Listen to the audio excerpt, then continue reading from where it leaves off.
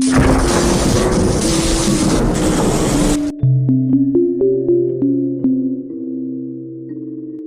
Shining, a real, terrifying, true story. Our story begins in the isolated mountains of Colorado at a hotel nestled deep in the Rockies. Built in 1909, the hotel was luxurious, but its past was far from glamorous. This is where the true horror behind The Shining begins.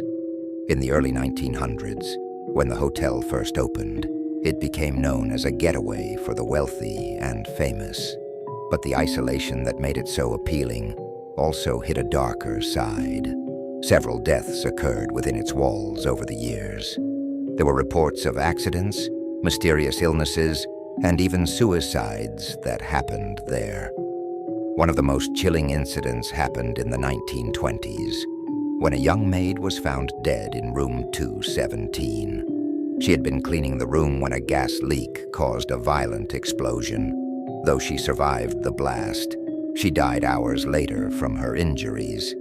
Since then, strange occurrences have been reported in the room.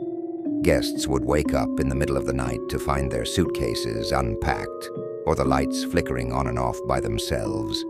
Some even claimed to hear the maid's voice softly humming a lullaby. But the horror didn't stop with room 217. The hotel's long hallways and grand ballroom held more than just memories of grand parties.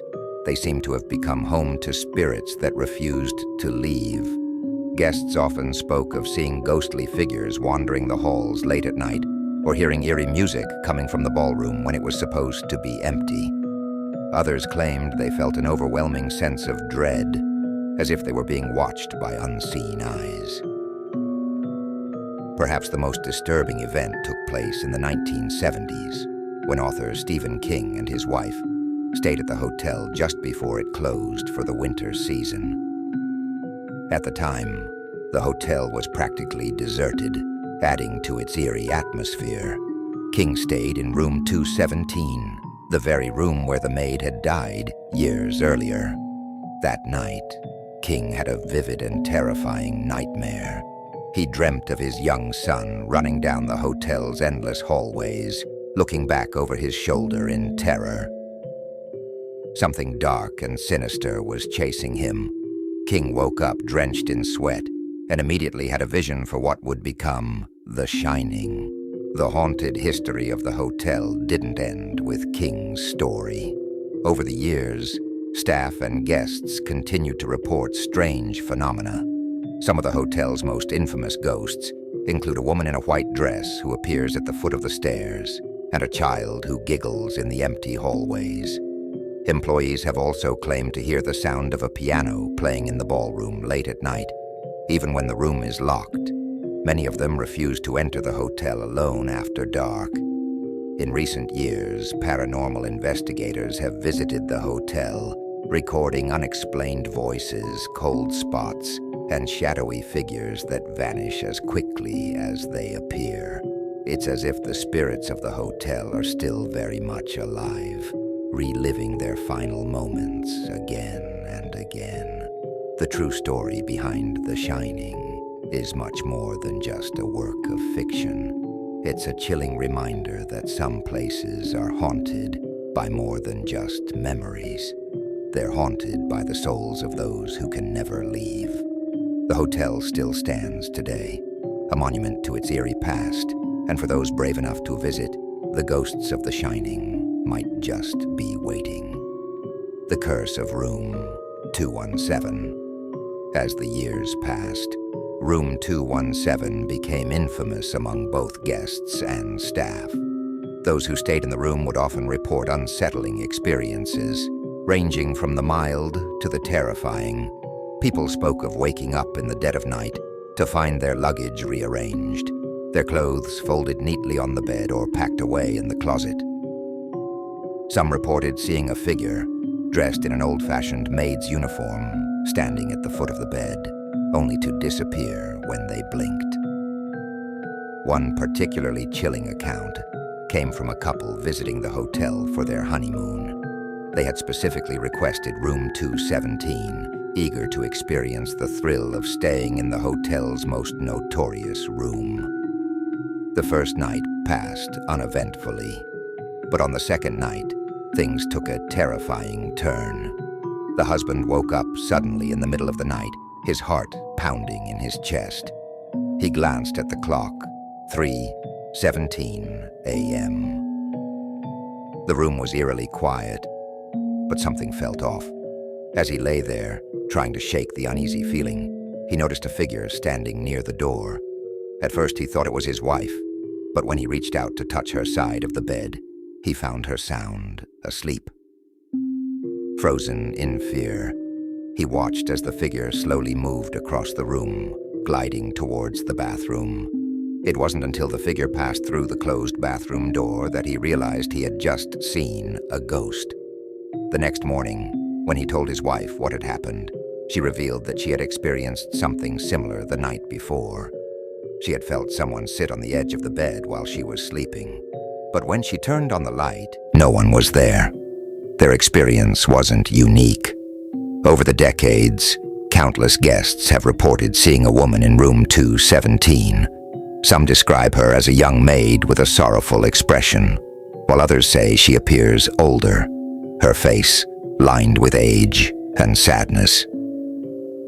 Many believe this is the spirit of Elizabeth Wilson, the maid who was injured in the gas explosion and later died. It's said that she never left the hotel and continues to tend to the guests, even in death. But the hauntings of room 217 weren't just limited to ghostly appearances.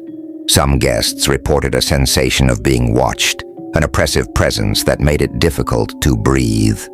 Others described hearing faint whispers in the middle of the night, or the sound of footsteps pacing back and forth outside their door, only to open it and find the hallway completely empty. One guest, a skeptic who didn't believe in ghosts, decided to spend a night in room 217 as a dare. Armed with a video camera and voice recorder, he intended to prove once and for all that the stories were nothing more than local legends. What he captured instead was far beyond what he could have imagined. Around 2 a.m., as he was reviewing footage, the door to the bathroom slammed shut on its own. Startled, he got up to investigate, but the door was locked from the inside. After several minutes of trying to open it, he finally heard the click of the lock, and the door creaked open by itself. Inside, the air was freezing, and his camera, which had been left on the counter, was now lying on the floor. The screen cracked. Shaken, he decided to leave the room. But as he packed up his belongings, he heard a soft humming coming from behind him, as if someone were singing a lullaby. The hair on the back of his neck stood up, and he quickly fled the room. The next morning, when he checked his video footage, he found something chilling. At the exact moment the door had slammed, a faint shadow appeared on the camera, just for a split second, before vanishing into thin air. The hotel staff, while used to such stories, were not immune to the eerie happenings. Many employees refused to enter room 217 alone, especially at night. One housekeeper recalled an incident where she was cleaning the room and felt a sudden rush of cold air, followed by a soft voice whispering her name. She left the room immediately and refused to ever return. Despite its reputation, or perhaps because of it, room 217 remains one of the most requested rooms at the hotel. Paranormal enthusiasts, thrill seekers, and fans of The Shining all flock to the hotel, hoping to catch a glimpse of the ghostly maid or experience the strange occurrences for themselves. But for those who believe, the hauntings of room 217 are more than just a ghost story. They're a reminder that some spirits are bound to a place, trapped between worlds, forever reliving their final moments. The Shadow of the Overlook. As the legends of room 217 grew, other dark stories began to emerge from the hotel's past. The hotel wasn't just haunted by one spirit. It was as if the entire place was soaked in a malevolent energy that seemed to bring out the worst in people. In the years following its opening, there were several reports of violent outbursts, unexplained disappearances, and even murders. One of the most infamous incidents took place in the early 1930s, when a businessman named Gerald Timmons checked into the hotel with his wife and young daughter. Timmons had been struggling with financial issues and had brought his family to the hotel in an attempt to get away from the stress. But the isolation of the mountains only seemed to worsen his condition. According to hotel records, the Timmons family stayed in room 401, a spacious suite with sweeping views of the Rockies. On the third night of their stay, guests in the neighboring rooms reported hearing loud arguments coming from the Timmons suite. The shouting escalated into screams, followed by a deafening silence. The hotel staff, fearing something terrible had happened, rushed to the room. What they found inside was nothing short of horrifying. The room was in disarray, furniture overturned, lamps shattered, and bloodstains on the walls. Timmons' wife and daughter were found dead in the bedroom, both with severe head injuries. Timmons himself was sitting in a chair by the window, staring out at the mountains with a vacant look in his eyes. When the authorities arrived, he didn't resist arrest. He simply muttered over and over, "The hotel told me to do it." During the trial, Timmons claimed that he had been hearing voices in his head during his stay. He described feeling an overwhelming urge to harm his family, as if some unseen force had taken control of him. He insisted that the hotel itself had driven him to madness. Despite these claims, he was found guilty of murder and sentenced to life in prison. But the incident left a permanent stain on the hotel's reputation. Over the years, other strange and violent events followed. In the 1940s, a bellboy was found dead in the hotel's basement under mysterious circumstances. His body was discovered lying at the foot of the stairs, his neck broken. The official cause of death was listed as an accident, but rumors circulated that he had been pushed by an unseen force. Some even claimed to have seen his ghost wandering the basement, as if reliving his final moments. In the 1950s, a woman who worked as a caretaker during the off-season reported feeling a growing sense of dread as winter approached. She said that the hotel seemed to come alive during the colder months, with doors slamming on their own and strange, shadowy figures appearing in the hallways. One night, she awoke to the sound of heavy breathing coming from just outside her bedroom door. When she opened the door, there was no one there, but the temperature in the hallway had dropped to freezing. Unable to take the increasing tension, she quit her job after only a few months. These stories of madness and violence seemed to suggest that the hotel itself was cursed, as if its very foundation was built on dark and restless energy. The idea that the hotel had a malevolent influence on its guests and staff became a common theme in the local folklore, and it wasn't long before the story began to spread beyond the town. In the 1970s, shortly after Stephen King's now famous stay, the hotel was thrust into the spotlight when King's novel The Shining was published. Though King's story was a work of fiction, it was inspired by his own experiences at the hotel, and many of the supernatural elements in the book mirrored the real-life hauntings that had been reported over the years. The novel's success, followed by Stanley Kubrick's iconic film adaptation, turned the hotel into a worldwide phenomenon. People from all over the globe came to visit the real-life inspiration for the haunted Overlook Hotel, hoping to catch a glimpse of the paranormal. But with the fame came more disturbing reports. Guests who came to the hotel after reading The Shining began to claim that they too were experiencing strange occurrences. One man, a self-proclaimed fan of the novel, checked into room 401, the same room where the Timmons family tragedy had occurred. and reported seeing shadowy figures standing at the foot of his bed in the middle of the night. He said they didn't move or make a sound. They just watched him. Terrified, he fled the hotel in the early hours of the morning, leaving all his belongings behind. Another guest claimed that during her stay, she felt an invisible hand grab her ankle while she was walking through the hallway on the 4th floor.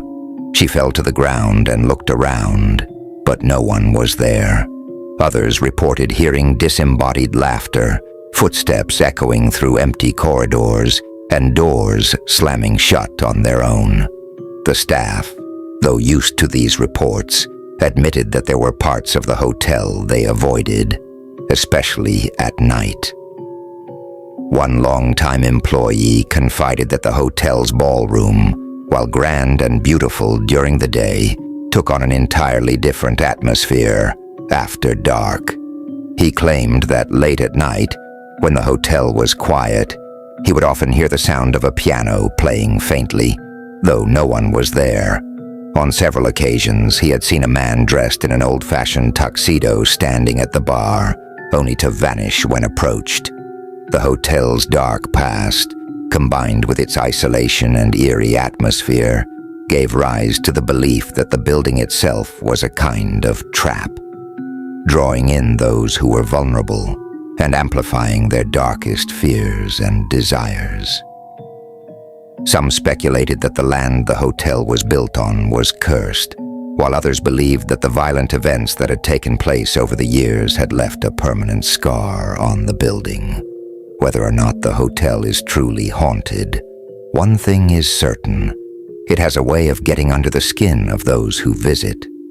And for some, the experience is more than just a thrill. It's a brush with the unknown.